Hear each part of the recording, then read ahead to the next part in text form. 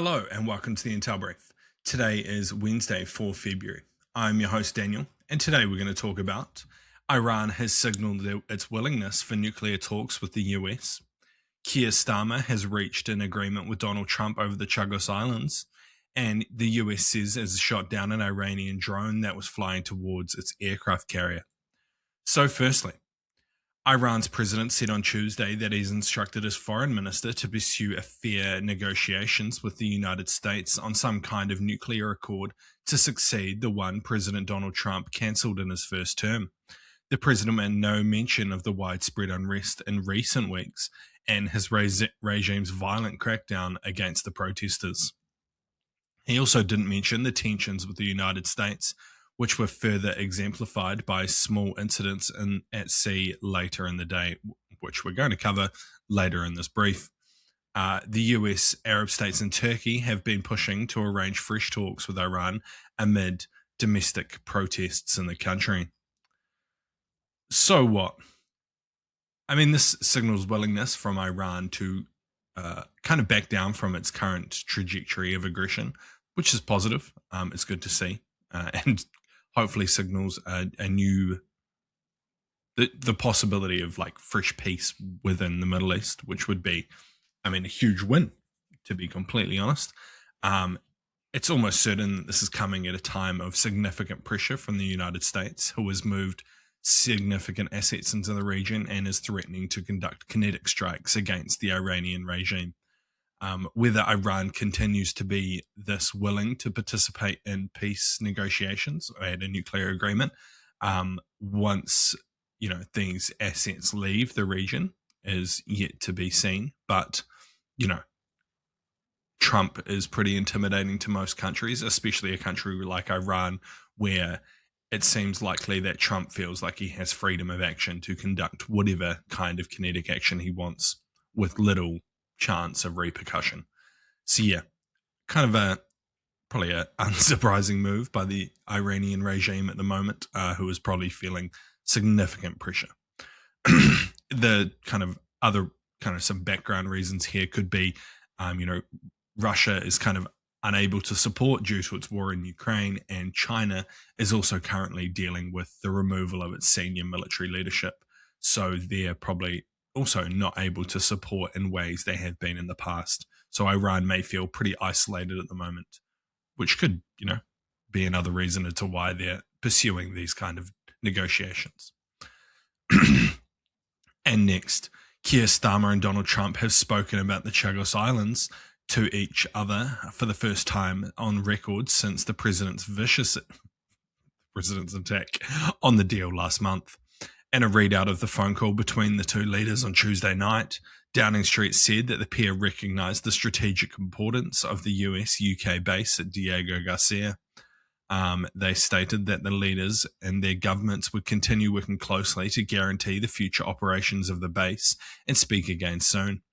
President Trump had attacked plans to hand the island over to Mauritius in January, having previously given his support to the proposal last year. Under the deal, the UK would have leased Diego Garcia back from Mauritius for 99 years. So what?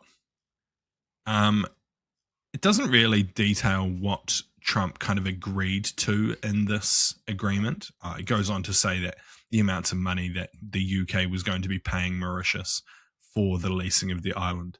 And I completely agree with what Trump said about this deal, that it is extremely stupid.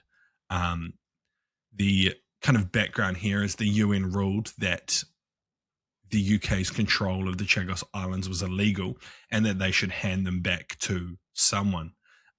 The other kind of factor here is that they're not handing them back to the people who originally inhabited the island, who now live in the United Kingdom. They're handing it to Mauritius, who never controlled the island and never set foot on the island and is like a few thousand miles away from what I understand. So it was pretty mental. And also China was significantly seriously interested in, countering the US UK control of Diego Garcia. So there was a lot of pressure there. I haven't seen any details here about what Trump agreed to in this phone call. But hopefully it is that the UK stops its stupid plan of handing it over to Mauritius, because it's just dumb. They're then paying money to lease back an island you control from a country who never had it. Is just fucking moronic, in my opinion. And lastly, an Iranian drone was shot down as it aggressively approached an American aircraft carrier in the Arabian Sea on Tuesday, a US military spokesman said. An F-35C stealth fighter took off from the USS Abraham Lincoln warship and shot down the drone in self-defense to protect the aircraft carrier and its personnel. US Central Command spokesperson Captain Tim Hawkins said in a statement. The ship was approximately 500 miles off the Iranian coast when the drone approached with an unclear intent.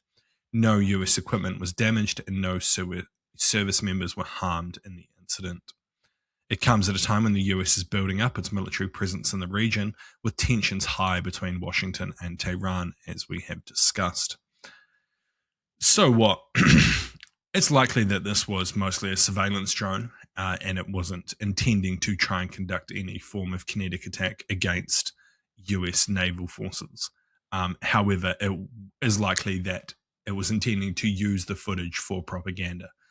Iran has done this many times in the past, where they fly close to or over US warships and then republish the footage, essentially showing or trying to allude to the fact that if they wanted to, they could attack US naval forces and US ground forces, to be completely fair, which is, not the case. So it's likely that, the US didn't want any form of positive propaganda coming out of Iran at this time, and they also didn't want the Iranian regime to be able to conduct surveillance into probably the readiness state of the equipment on the vessel. So yeah, they did what they did. Iran's not really going to do anything about it, so let's just move on. But yeah, that's been the Intel Brief. I've been your host, Daniel, and I'll see you again tomorrow. See you!